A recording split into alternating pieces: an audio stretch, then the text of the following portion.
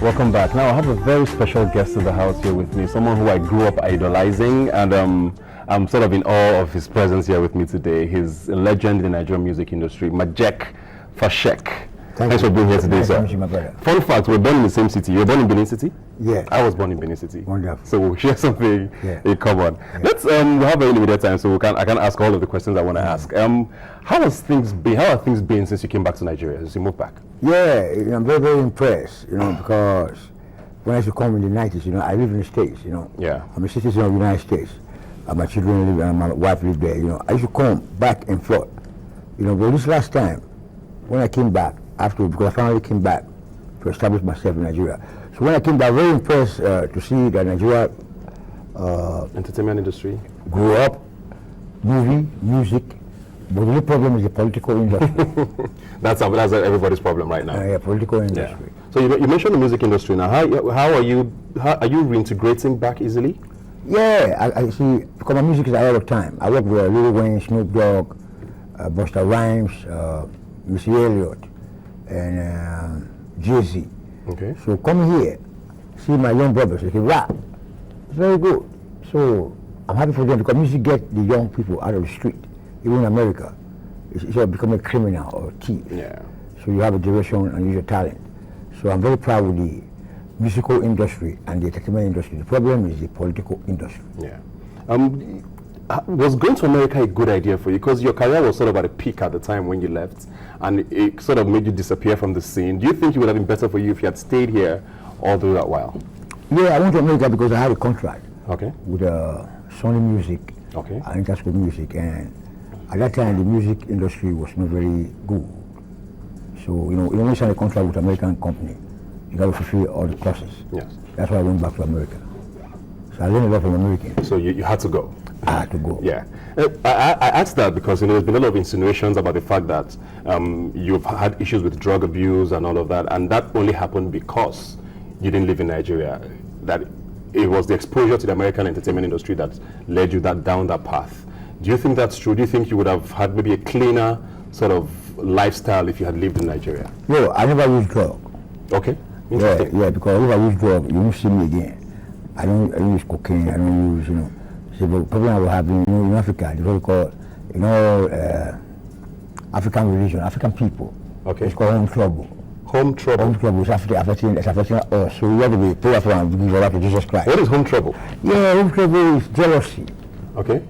So somebody should start because the young shall grow and the old shall die.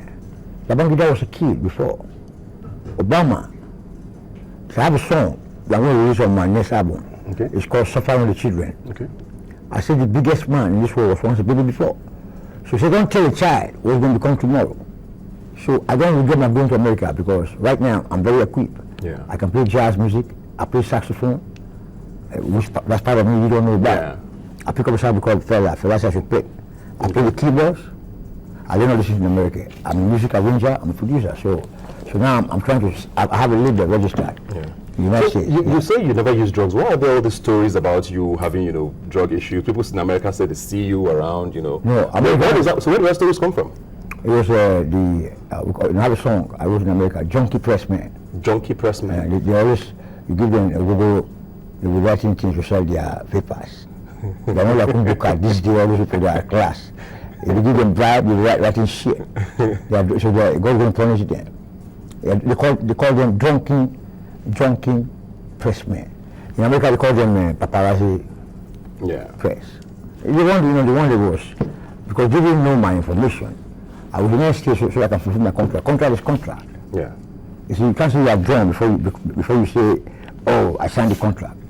Because I was lucky that American let me get out of the contract. Yeah. That's why I was come back home. Come back home. Yeah. Are you happy since you came back? Oh, I'm very, very happy. I'm happy. What I'm happy is I'm very happy. I see Two-Face, Whiskey, David Doe, and Terry G, The Bunch, P-Square. Yeah. They developed the game. Yeah. Yeah. You think you would have been better suited if you started your career in this era as against you? No. Those young boys, they play dance music. They're playing commercial music. They don't play. You had a message. Yeah, so that's why that's why reggae music has to come back. Rasta music to compete. Yeah. Because Rasta music is a music for the ghetto, for the poor. So how can you be dancing when there's no food? So their music is not very good. But you just said you like them. Oh, if you party, their music is party music. If you go to Jibuti, people don't have light, mosquito. If you go to Lucky Beach, it's already the rich that's because the margin of the rich and the poor is too much. In the United States, you have the rich, the middle class, and the poor. So now, which means Rasta music must come back to challenge the young boys. Do you think there's room for that, though? I mean, reggae seems to be very endangered genre of music. Most people have now infused dance hall, and it's more. Yeah, all this dance hall are party music. Davido. Do you think there's still room for reggae? Yeah, because see, okay, can see a two-face. Yeah. Amongst all the, it's my song. Amongst all the musicians, he plays reggae. Okay. Because reggae music is a hope for the downtrodden. Okay. It gives them hope. But the other music, how can the poor man never eat breakfast, afternoon, lunch, and if we call it dance? Hunger will kill him. So that's why Rasta music is coming back. Yeah. Yeah. You have mentioned, or you mentioned Davido. You say they all do party music. Party music. For P Square, all of them party music. So doesn't mean you're never going to collaborate with any of them? No, because I just finished my my production. Okay. So it's going to be out in July, in Jesus' name. Okay. So we're working on the video right now. So we'll come out so we can. So is that an album or a single? Album. An album is out in July? Yeah. Okay. What sort of artists did you work with? Me, I produced the album. Did you? Because I cannot work with that video. I cannot work with Two-Face because they're my brothers. So I got to have a package to work with them. Okay. So I have to prove myself to them First. So I have to bring my music out. Okay. If they love my music, then we can do collaboration. Okay. I can just come meet them, because they respect me. So you will see that I can still do the sound, make the music. They will work with me. Yeah. And I like to work with them. Yeah. We'll come back to music, but quickly now, there was someone who worked with you when you were in Nigeria before you moved to America. I think his name is Imona Osigwe. He recounted an interview recently where he said, I read the headline, he said something along the lines of that your problem is spiritual. Thank you, that was right. What does that mean? Spiritual, that's what you said it already. You see, even, okay, I'll give this, for example, when the Israelites were in the bondage of Egypt. Yeah. It took 400 years. The Egyptians, they were running the world at that time, like Americans. So they obtained the Israelites. So Israel was praying that they need a Messiah. So God sent Prophet Moses to come and rescue them.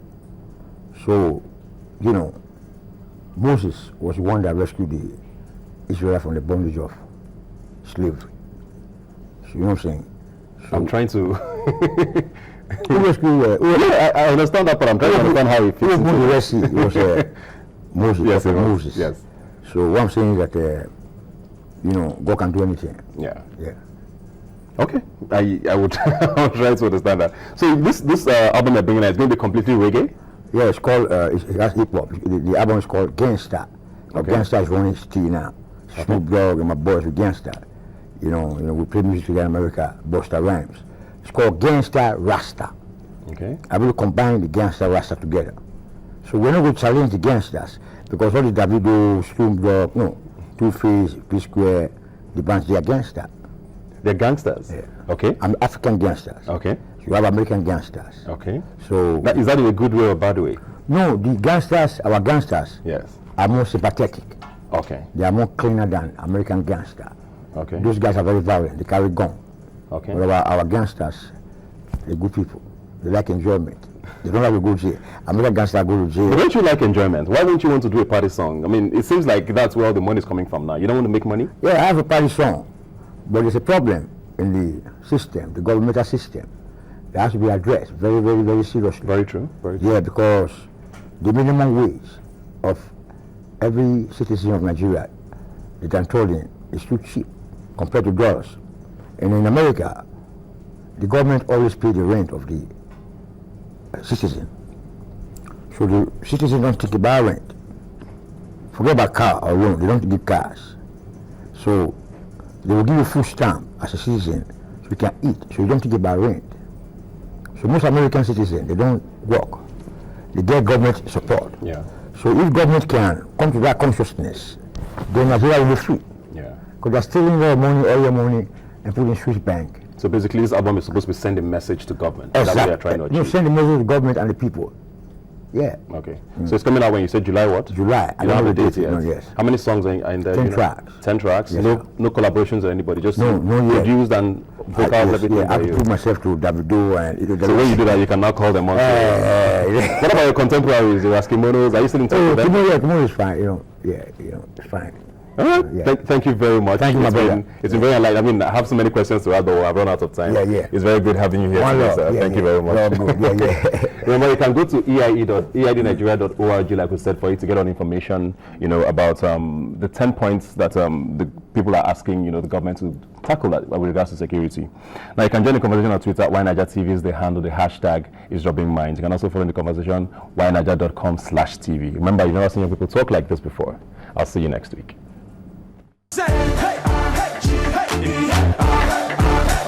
We represent. What else?